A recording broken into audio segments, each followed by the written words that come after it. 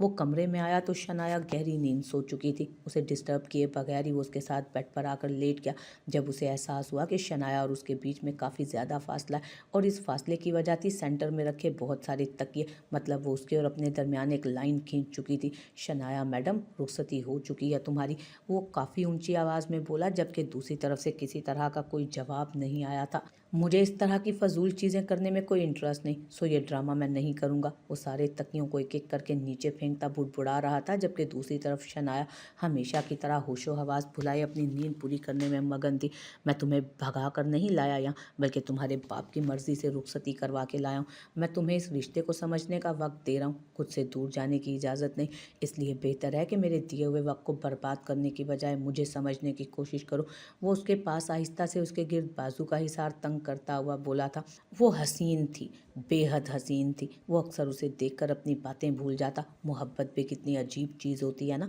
कहने को उसने सबसे पहले उसे इज़ा की सहेली की मेहंदी वाली रात देखा था, और ये बददिमाग बेवकूफ़ सी लड़की उस दिन इसके दिलो दिमाग पर पूरी तरह से कब्जा जमा गई थी। उस दिन उसके नखरे, वल्लाह क्या कमाल के नखरे थे। उसका आशिक तो वो उसी दिन हो गया था। और हकीकत थी कि ज़बर शाह का दिल उसकी मासूमियत या फिर सूरत पर नहीं, बल्कि उसके मासूमाना नखरों पर आया था। वो मुंह बनाती अपने बाप को डांटते हुए गाड़ी में बैठी थी, और वहीं उस लम्हे ज़बर शाह आंखें फेर गया, क्योंकि अगर वो उसे देखता रह जाता तो शायद वो उसे वहाँ से घर वापस ना जाने देता। और फिर किस्मत ने उन लोगों को मिला दिया। कितने वक्त तक वो अपने जज्बात को कोई नाम नहीं दे पाया था, और फिर जब बात निकाह पर आई तो उसकी मोहब्बत बन गई। वो सिर्फ और सिर्फ मोहब्बत। वो अपनी मोहब्बत से दस्तबरदार होने को तैयार नहीं था, किसी कीमत पर नहीं। उसके मासूम चेहरे को देखते वो न जाने कब नींद की वादियों में गुम हुआ, उसे पता ही न चला। वो उसके साथ नीचे आ गई थी। यहाँ नीचे बहुत सारे लड़कियां और लड़के थे, सब बेबाकी से एक दूसरे के हाथों में हाथ डाले उससे अपना तारुफ करवा रहे थे। जब उसे ज़िबाइश नजर आई, इसे तो तुम जानती ही हो ना, ये ज़िबाइश है, तुम्हारे भाई जरान की दोस्त। उसने अपने किसी दोस्त के साथ आई ज़िबाइश का भी सरसरी सा तारुफ करवाया, जबकि उनमें से किसी एक से भी मिलकर उसे कोई ख़ास खुशी नहीं हुई थी। आपसे मिलकर बहुत खुशी हुई भाभी जी, आखिर आपने हमारे शेर को काबू कर ही लिया। मानना पड़ेगा, किसी के हाथ ना आने वाला इंसान बड़ी आसानी से आपके हाथ आ गया। ज़िबाइश के साथ आया लड़का उसे देखते बोल रहा था, जिसका नाम मुख्तार बताया जा रहा था। मुझे किसी को काबू करने का शौक नहीं, ये खुद ही पीछे पड़ गए थे, सो कर ली शादी। वो उनकी बेबाक नज़रों से अनकंफर्टेबल महसूस करती अपनी शॉल को सर के साथ साथ अपने पूरे जिस्म पर डालकर खुद को उनकी नज़रों से छुपाने लगी। जी तो भाभी बताइए, किस तरह से आपने हमारे यार के दिल पर कब्जा किया है? ये तो दुनिया जहान से ही बेगाना हो गया है। इसे सिर्फ और सिर्फ आप दिखाई देती हैं, आप ही सुनाई देती हैं। कैसे हुई आप दोनों को एक दूसरे से मोहब्बत? उसका एक शौक सा दोस्त सामने बैठकर सवाल करने लगा था उससे। मोहब्बत? मुझे तो कोई मोहब्बत नहीं है, वो बड़ी साफ गोई से बोली। तो दामियार उसे देख कर रह गया। आपके दोस्त को सुकून नहीं मिल रहा था, शादी करके ही दम लिया। हाँ, ये सब कुछ मेरी तरफ से हुआ है। इज़ा को मुझसे कोई मोहब्बत नहीं थी, मैं खुद ही इसके बगैर नहीं रह पाया। इसे देखते ही मुझे मोहब्बत हो गई थी इससे, और फिर अब ये मेरी बीवी है। इससे पहले कि वो ज़बरदस्ती की शादी के भी सारे राज खोलकर उनके सामने रखती, उसके कंधे पर हाथ फैलाते वो उसे करीब करके बोला, क्या मतलब, इज़ा को तुमसे मोहब्बत नहीं थी? ज़िबाइश हैरानगी से पूछने लगी।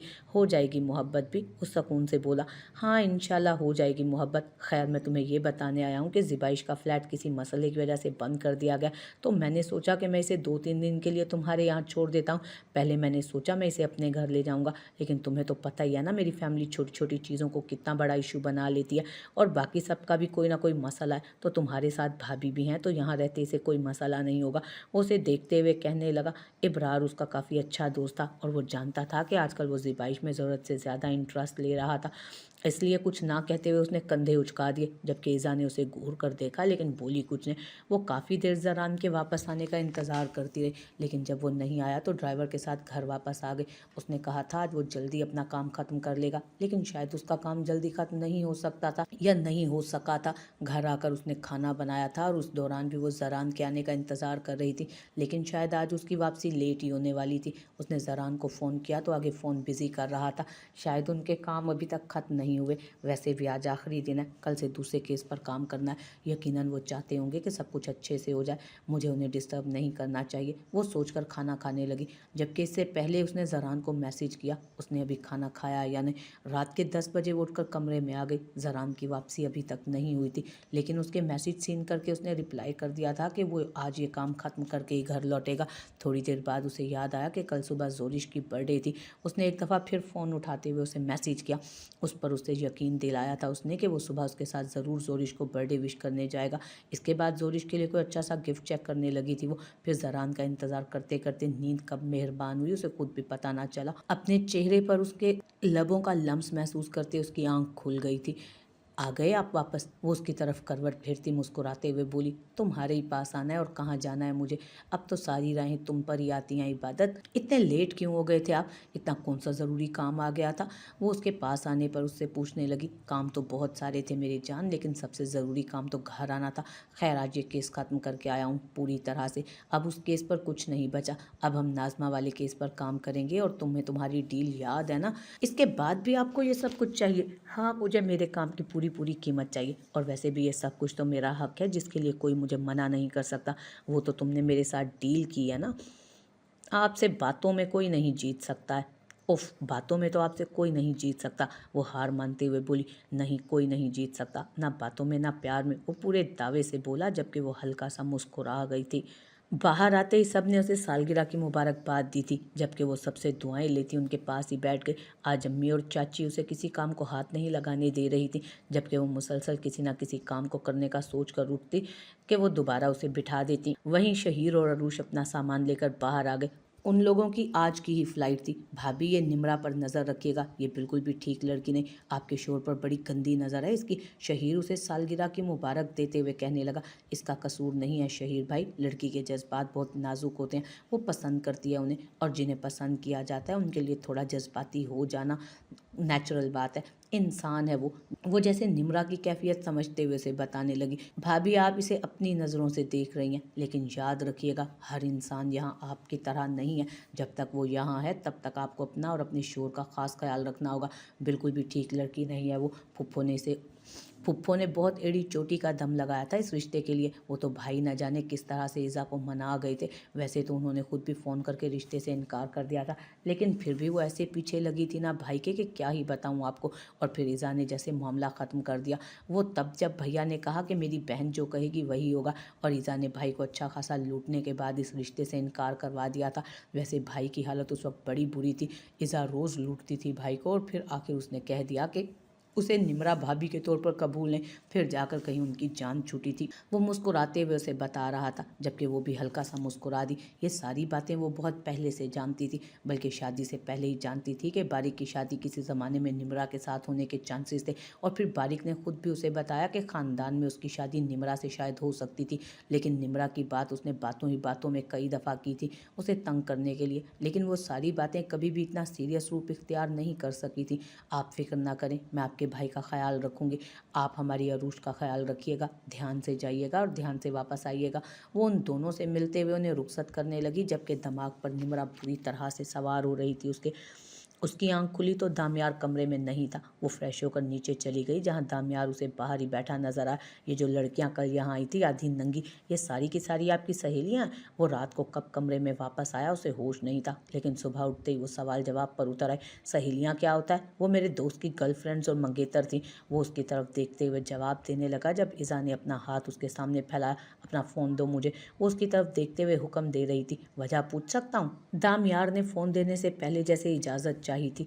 जी नहीं, आप वजह नहीं पूछ सकते। आप मुझे अपना फ़ोन दें, बस बात खत्म। वो गुस्से से बोली तो दामियार ने अगले ही लम्हे अपना फ़ोन निकालकर उसके हाथ में पकड़ा दिया। उसने गुस्से से मोबाइल की स्क्रीन उसकी तरफ की, जहाँ सामने पासवर्ड लिखा था, इज़ा दामियार शाह पासवर्ड है इसका।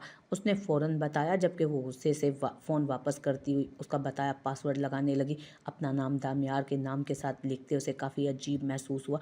उन सब लड़कियों के साथ साथ इस फ़ोन में जितनी भी लड़कियों के नंबर हैं सबके सब अभी ब्लॉक करो। वो फ़ोन उसके हवाले करते हुए बोली, जबकि उसकी बात सुनकर उसे झटका लगा। क्या मतलब है तुम्हारा? क्यों ब्लॉक करना है? वह हैरानगी से पूछने लगा। क्योंकि मैं नहीं चाहती मेरे शोर के फ़ोन में किसी भी लड़की का नंबर हो सिवाय मेरे। ब्लॉक करो सबको अभी और इसी वक्त। वो मोबाइल उसके सामने करते उसके साथ ही बैठ गई, जबकि दामियार हल्का सा मुस्कुराकर मोबाइल उसके हाथ से थामकर उसके सामने सारी लड़कियों के नंबर निकालने लगा। एक भी लड़की नहीं रहनी चाहिए, उसने दोहराया। इतनी पाबंदियां आज तक मुझ पर किसी ने नहीं लगाई। वो मजीद उसके करीब होते बताने लगा, आज तक तुम्हारी ज़िंदगी में इज़ा उसामा शाह भी नहीं आई होगी ना। वो फ़ौरन बोली, इज़ा उसामा शाह मुझे रोक भी नहीं सकती। यह तो इज़ा दामियार शाह है जिसकी मुझ पर चलती है और मुझे उसकी हर बात मानना अच्छा लगता है। वो आहिस्ता से उसकी तरफ झुकते हुए बोला तो वो झटके से उसे धक्का देती उसके करीब से उठकर फासले पर जा रुकी। इज़ा वापस आओ यहाँ। उसके अचानक उठने पर वो गुस्से से उसे घूर कर बोला। उसकी सुर्ख आंखों में अजीब सी वहशत थी। इज़ा को उससे डर लगने लगा। इज़ा, मैंने कहा यहाँ वापस आओ, अगर मैं वहाँ आया तो तुम्हें अच्छा नहीं लगेगा। वो बेहद गुस्से से बोला तो उसे अपने कदमों की चाप अपने कानों में सुनाई दी थी। वो उसकी बात क्यों मान रही थी वो खुद भी नहीं जानती थी। हाँ, लेकिन वो उसके करीब जाकर बैठ गई जहाँ वो पहले बैठी थी। वो आहिस्ता से उसके कमर के गिर्द हाथ डालता उसे करीब कर चुका था। अपने मुझसे दूर मत भागो, मुझे बुरा लगता है, बहुत बुरा लगता है। तुम्हारे मामले में मेरा दिल मेरी भी नहीं सुनता, लेकिन तुम जब इस तरह से मुझसे दूर भागती हो ना तो एक अजीब सा हैवान मेरे अंदर जाग जाता है। इज़ा, प्लीज़ मुझे हैवान बनने पर मजबूर मत करो। मैं दुनिया की हर चीज़ बर्दाश्त कर सकता हूँ, लेकिन तुमसे दूरी नहीं। फूफो नीचे आई तो काफ़ी ज़्यादा गुस्से में थी, जबकि वो बाहर ही बैठी हुई थी, क्योंकि किचन में उसकी एंट्री को नाकाम बना दिया गया था। आज उसकी सालगिरह थी और सब उसको प्रिंसेस की तरह ट्रीट कर रहे थे। बारिक का भी आज सुबह काम पर जाने का इरादा नहीं था, बल्कि वो आज उसे अपने साथ किसी डेट पर ले जाने वाला था कि उसकी एक अहम मीटिंग निकल आई, जिसकी वजह से उसे जाना पड़ा। जहरान इबादत उसे फ़ोन पर विश कर चुके थे, जबकि शाम को वो घर भी आने वाले थे। जबकि इज़ा ने भी वादा किया था कि वो शाम तक आ जाएगी। उसकी शादी के बाद ये पहली सालगिरह बहुत अच्छे से मनाई जा रही थी। क्या हुआ पुप्पो, आप इतने गुस्से में क्यों लग रही हैं? सब कुछ ठीक तो है ना? उसने परेशानी से पूछा। अरे कुछ नहीं बेटा, बस मेरी बेटी का दिमाग ख़राब है, उन्होंने नज़रअंदाज करने वाले अंदाज में कहा और फिर उठकर किचन की तरफ चली गई। काफ़ी देर वो वहीं बैठी रही, फिर ऊपर उठकर निमरा के कमरे की तरफ चली गई। अरे आप यहाँ? वो हैरत से उसे देखने लगी, जबकि जोरी समझ चुकी थी कि उसके आने से पहले यकीनन वो यहाँ बैठकर रो रही थी। हाँ, मैं आपको देखने आई थी। आप ठीक हैं? मेरा मतलब है आप रो रही हैं? उसने उसे देखते हुए कहा। नहीं, मैं क्यों रोऊंगी? मेरी ज़िंदगी में ऐसा भला कौन सा दुख हो सकता है जो मुझे रुला दे? अपने आंसू साफ करते वो मुस्कुराते हुए बोली, निमरा, मैं नहीं जानती कि बारिक और आपके बीच क्या था। मेरा मतलब है कि मैं जानती हूँ आप उन्हें पसंद करती थी। वो उसकी तरफ देखते हुए बोली तो वो तल्ख सा मुस्कुराए। थी नहीं, मैं आज भी उन्हें पसंद करती हूँ और बेहद पसंद करती हूँ। वो इंसान मेरी मोहब्बत कल भी था और आगे भी रहेगा। अगर तुम्हें मेरी ये बात बुरी लग रही है तो मैं माफ़ी चाहती हूँ। शायद मुझे इस तरह से नहीं कहना चाहिए, लेकिन मैं अपनी मोहब्बत को छुपा कर रखने की आदी नहीं हूँ। वो उसकी आंखों में आंखें डाले उसके शोर से अपनी मोहब्बतों का इजहार कर रही थी, जबकि वो हैरत से सिर्फ उसे सुन रही थी। उसकी दीवानगी अरूज पर थी। वो उसे छू रहा था बेहद मोहब्बत से। एक अजीब सा जुनून था उसके अंदाज में। जब अचानक उसे आवाज़ सुनाई दी, सॉरी मैंने तुम लोगों को डिस्टर्ब कर दिया, मुझे थोड़ी ना पता था कि यहाँ सुबह सुबह रोमांस होता है। ज़िबाइश उसके पास खड़ी बोल रही थी। जब दामियार ने गुस्से भरी निगाह उस पर डाली, तो तुम्हें क्या लगा यहाँ सुबह सुबह क्या हो रहा होगा? हम स्कूल डालकर बच्चों को पढ़ा रहे होंगे। गालिबन अभी हमारी शादी को एक हफ्ता भी नहीं हुआ है और मेरे ख्याल में शादी के शुरू के सालों में कपल ज़्यादातर रोमांस करते ही नजर आते हैं। खैर, तुम्हारे फ्लैट का मसला हल हुआ? वो उसकी तरफ मुतवज्जो होते कहने लगा, लेकिन इज़ा को उसने अपने पास से उठने नहीं दिया। उसके गिर्द अपनी बाजुओं का हिसार उसने काफ़ी तंग रखा था। नहीं, 1-2 दिन में हो जाएगा। असल में बिल्डिंग में पुलिस रेड पड़ी है, वहाँ कुछ ड्रग्स की स्मगलिंग का केस चल रहा था, तो ऐसे में मेरा नाम अगर उस तरह की चीज़ों में आ गया तो तुम समझ सकते हो मेरा मॉडलिंग करियर ख़राब हो सकता है। बस इसीलिए मैंने तुम्हारे दोस्त अबरार से थोड़ी मदद चाही। मेरे दोस्त से कहीं ज़्यादा वो तुम्हारा बॉयफ्रेंड है। वो हल्का सा मुस्कुरा कर बोला था, अंदाज तंजिया था।